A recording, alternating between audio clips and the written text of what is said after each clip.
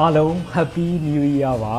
မင်္ဂလာနှစ်သစ်ကနေပြီးတော့မှကြိုဆိုပါရစေအဲ့တော့ကျွန်တော်တို့2025ခုနှစ်မှာတော့ကျွန်တော်တို့ကောင်းတာတွေလုံနိုင်ခဲ့ပြီကိုယ့်အတွက်အောင်မြင်စေမဲ့အရာတွေကိုယ့်ကိုစိတ်ချမ်းသာစေမဲ့အရာတွေဝင်ငွေတိုးစေမဲ့အရာတွေကိုကျွန်တော်တို့လုံနိုင်ခဲ့ပါပြီပြီးတော့ကျွန်တော်တို့ကို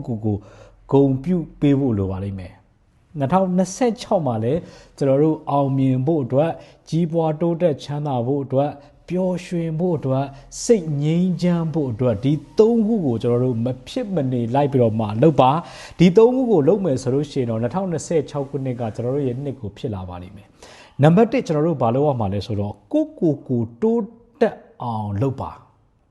နော်ကိုတိုးတက်အောင်လုပ်နေတာတွေကိုလုံးဝမရက်တန့်လိုက်ပါနဲ့အဲ့တော့ကျွန်တော်တို့မှာလူလောကမှာနယ်ပယ်တွေရှိပါတယ်နော်အဲ့တော့ငွေကြီးနယ်ပယ်လားနော်ကိုယ့်ရဲ့ကျန်းမာရေးနယ်ပယ်လားစိတ်ချမ်းမြေ့မှုနယ်ပယ်လားအပေါင်းအသင်းဆက်ဆံရေးကဏ္ဍနယ်ပယ်လားကိုယ့်ရဲ့အလုပ်ကိုင်ခွင့်လန်းနယ်ပယ်လားနော်အဲ့ဒီနယ်ပယ်တွေအားလုံးကိုကျွန်တော်တို့ကဘာလုပ်ဖို့လိုနေလဲဆိုတော့တိုးတက်အောင်လုပ်နေဖို့လိုပါပြီနေ့တိုင်းတိုးတက်အောင်ကျွန်တော်တို့လုပ်ပါနေ့တိုင်းစာအုပ်တွေဖတ်ပါသင်တန်းတွေတက်ပါနော် audio တွေနားထောင်ပါအခုလိုမျိုးဗီဒီယိုတွေကိုကျွန်တော်တို့ကြည့်ပါနော်အဲ့တော့ကျွန်တော်တို့ကနေတိုင်းကိုတိုးတက်အောင်လုပ်နေမယ်ဆိုလို့ရှိရင်တစ်နှစ်ပြည့်တဲ့ခါမှာ12လကြာတဲ့ခါမှာကိုယ့်ဘဝဒီနေရာတစ်ခုကိုရောက်သွားပါလိမ့်မယ်ဒါနံပါတ်1မဖြစ်မနေလုပ်ရမယ့်တစ်ချက်ပါအဲ့တော့နံပါတ်2မဖြစ်မနေလုပ်ရမယ့်တစ်ချက်ကတော့ငွေကကိုယ့်ရဲ့ငွေတွေကိုအလုပ်ပြန်လုပ်ပါစေเนาะကိုယ့်ရဲ့ငွေတွေကိုကိုယ့်အတွက်ငွေပြန်ရှာပေးနိုင်တဲ့ tools တစ်ခုအဖြစ်နဲ့ကျွန်တော်တို့အသုံးချဖို့လိုပါပြီเนาะဒီခေတ်မှာကျွန်တော်တို့ကစုဆောင်းရုံနဲ့မလုံလောက်တော့ပါဘူးအဲ့တော့ဘာလုပ်ဖို့လိုလဲဆိုတော့ယင်းနှမြုံနှံဖို့လိုပြီယင်းနှမြုံနှံနေဆိုတာကကျွန်တော်တို့ကငွေတွေကိုကိုယ့်အတွက်ကိုအလုပ်လုပ်ပေးခိုင်းတာဖြစ်ပါတယ်ဒီတော့ကျွန်တော်တို့ဘာလုပ်မှာလဲဆိုတော့